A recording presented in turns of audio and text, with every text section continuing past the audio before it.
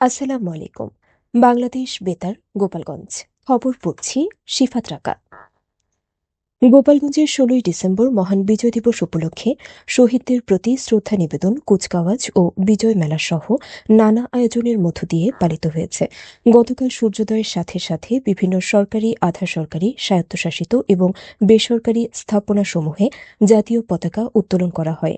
এরপর সকাল ৬টায় দিবসের সূচনা লগ্নে ৩১ বার তোপধ্বনি দেওয়া হয়। সকাল ৮:৩০টায় শহরের লঞ্চঘাট এলাকায় জেলা ক্রিকেট স্টেডিয়াম সংলগ্ন স্বাধীনতা ও বিজয় স্মৃতিস্তম্ভে প্রথমে জেলা প্রশাসনের পক্ষ থেকে জেলা প্রশাসক মোহাম্মদ আরিফুজ্জামান ও পরে পুলিশ প্রশাসনের পক্ষ থেকে পুলিশ সুপার মোহাম্মদ হাবিবুল্লাহ শহীদদের প্রতি গভীর শ্রদ্ধা নিবেদন করেন। এরপর মুক্তিযোদ্ধা সংসদ, উপজেলা প্রশাসন, জেলা পরিষদ, গোপালগঞ্জ পৌরসভা, গণপূর্ত বিভাগ, গোপালগঞ্জ বেতার ও এলজিইডি সহ বিভিন্ন দপ্তরের পক্ষ থেকে পুষ্পস্তবক অর্পণ করে শ্রদ্ধা নিবেদন করা হয়। এরপর সকাল 10:30টায় স্থানীয় পৌর পার্কে ফিতা কেটে ৩ দিনব্যাপী বিজয় মেলার উদ্বোধন করেন জেলা প্রশাসক। এ মেলায় ২০টি স্টলে মুক্তিযুদ্ধের বিভিন্ন বই ও আলোকচিত্র প্রদর্শন করা হয়। পরে বেলা 11টায় সদর উপজেলা চত্বরে ৭১-এর বধ্যভূমি শহীদ স্মৃতিস্তম্ভে পুষ্পস্তবক অর্পণ, দোয়া মাহফিল, মুক্তিযুদ্ধের স্মৃতিচারণ, বীর মুক্তিযোদ্ধা ও শহীদ মুক্তিযোদ্ধা পরিবারের সদস্যদের সংবর্ধনা দেওয়া হয়। অপরদিকে জেলা শিল্পকলা একাডেমির হলরুমে ছাত্রছাত্রীদের জন্য মুক্তিযুদ্ধ ভিত্তিক চলচ্চিত্র প্রদর্শন, জেলা স্টেডিয়ামে প্রীতি ফুটবল প্রতিযোগিতা ও পুরস্কার বিতরণী অনুষ্ঠিত হয়। ১৬ই ডিসেম্বর মহান বিজয় দিবস গতকাল নড়াইলে যথাযোগ্য মর্যাদায় পালিত হয়েছে। দিবসটি পালন উপলক্ষে সূর্যোদয়ের সাথে সাথে ৩১ বার তোপধ্বনির মাধ্যমে দিবসের কর্মসূচির সূচনা, জাতীয় পতাকা উত্তোলন, মুক্তিযুদ্ধ স্মৃতিস্তম্ভে পুষ্পমাল্য অর্পণ, ধর্মীয় প্রতিষ্ঠানে বিশেষ মোনাজাত ও প্রার্থনা, বীরশ্রেষ্ঠ নূর মোহাম্মদ স্টেডিয়ামে বিভিন্ন প্রতিষ্ঠান এবং সংগঠনের সমন্বয়ে বর্ণাঢ্য কুচকাওয়াজ ও ডিসপ্লে এবং মুক্তিযোদ্ধা ও শহীদ পরিবারের সদস্যদের সংবর্ধনা প্রদান সহ বিভিন্ন কর্মসূচি পালিত হয়। জেলা শিল্পকলা একাডেমি চত্বরে অবস্থিত মুক্তিযুদ্ধ স্মৃতিস্তম্ভে জেলা প্রশাসন, পুলিশ প্রশাসন, জেলা পরিষদ, জেলা বিএনপি, মুক্তিযোদ্ধা সংসদ, নড়াইল পৌরসভা, নড়াইল প্রেসক্লাব সহ সাংস্কৃতিক ও সামাজিক সংগঠনের পক্ষ থেকে পুষ্পমাল্য অর্পণ করা হয়।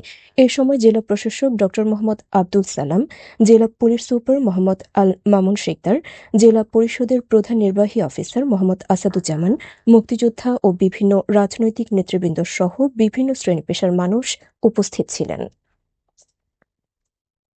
এদিকে ফরিদপুরে ১৬ই ডিসেম্বর মহান বিজয় দিবস উপলক্ষে শহীদদের প্রতি শ্রদ্ধা নিবেদন করেছেন বিভিন্ন শ্রেণী পেশার মানুষ ও বিভিন্ন সরকারি বেসরকারি প্রতিষ্ঠান।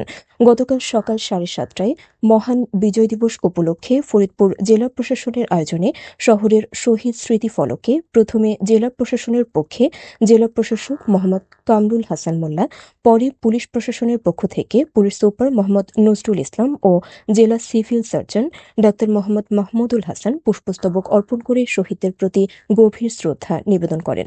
এরপর জেলা পরিষদ, ফরিদপুর পৌরসভা, ফরিদপুর প্রেসক্লাব ও মুক্তিযোদ্ধা সংসদ সহ বিভিন্ন দপ্তরের পক্ষ থেকে পুষ্পস্তবক অর্পণ করে শ্রদ্ধা নিবেদন করা হয়। মাদারীপুরের ডাসার উপজেলায় ৫ পিস ইয়াবাসহ রিফাত হাওলাদার নামে এক মাদক ব্যবসায়ীকে আটক করেছে স্থানীয় জনতা। আটকের পর তাকে পুলিশের কাছে সোপর্দ করা হয়। ডাসার থানার ভারপ্রাপ্ত কর্মকর্তা মোহাম্মদ তরিকুল ইসলাম বলেন, গতকাল দুপুরে আটককৃত এই মাদক ব্যবসায়ীর বিরুদ্ধে থানায় মাদকদ্রব্য আইনে মামলা দায়ের করে তাকে আদালতের মাধ্যমে জেল হাজতে পাঠানো হয়েছে। পদ্মা সেতুতে সংঘটিত এক সড়ক দুর্ঘটনায় মাদারীপুর জেলার এক যুবক নিহত হয়েছেন এবং এতে আহত হয়েছেন আরও ২০ জন যাত্রী। দুর্ঘটনার কারণে অল্প সময়ের জন্য সেতুতে যান চলাচল ব্যাহত হলেও পরে তা স্বাভাবিক করা হয়। পুলিশ জানায়, গতকাল ভোরে ঢাকা থেকে ফরিদপুরের ভাঙাগামী বসুমতী পরিবহনের একটি যাত্রীবাহী বাস পদ্মা সেতুতে পৌঁছালে পেছন দিক থেকে দ্রুতগতির কুয়াকাটাগামী পদ্মা স্পেশাল পরিবহন সজোরে ধাক্কা দেয়। এতে বসুমতী পরিবহনের হেলপার মোহাম্মদ তোফায়েল মিয়া ঘটনাস্থলেই নিহত হন। নিহত তোফায়েল মিয়া মাদারীপুর জেলার দক্ষিণপাড়া গ্রামের বাসিন্দা এবং মৃত সেলিম মিয়ার ছেলে। পরে দুর্ঘটনায় আহত অন্তত ২০ জন যাত্রীকে উদ্ধার করে বিভিন্ন হাসপাতালে চিকিৎসার জন্য পাঠানো হয়েছে। পদ্মা দক্ষিণ থানার অফিসার ইনচার্জ মোহাম্মদ শাহে আলম জানান, দুর্ঘটনার পরপরই পুলিশ ঘটনাস্থলে পৌঁছে উদ্ধার কার্যক্রম পরিচালনা করে দুর্ঘটনা কবলিত 2টি বাস জব্দ করেছে। বর্তমানে পদ্মা সেতুতে যান চলাচল স্বাভাবিক রয়েছে এবং সার্বিক আইনশৃঙ্খলা পরিস্থিতিও নিয়ন্ত্রণে রয়েছে। খেলার খবর, ফুটবল।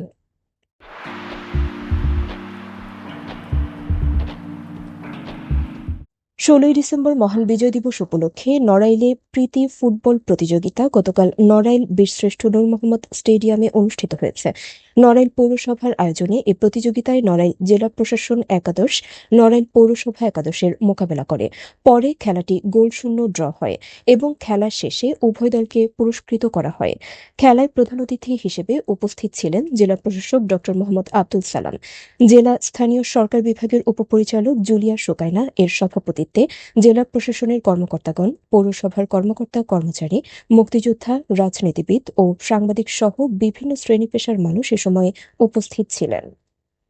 সবশেষে আবহাওয়া।